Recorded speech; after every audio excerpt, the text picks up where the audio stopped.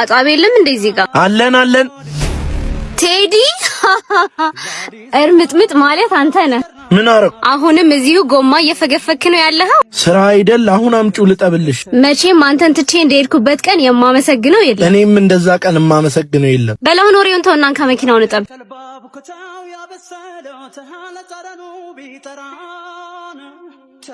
ምንድነው አሁን የታጠበ ማለት ነው? ከዚህ በላይ ምን ይሁን?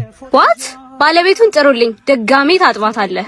ምንድነው ችግር አለ እንዴ? እንደሱ ጭቃስ መስሏት መኪናዬን አጥቢያታለሁ ይለኛል እንዴ? እንደገና አጠበው እንዴ? ጋሼ የእንጀራ ገመድህን ሳልበጥሰው እጠበው። እዛ ጋር በደንብ ሸው። አንቺ ሌባ ነይ!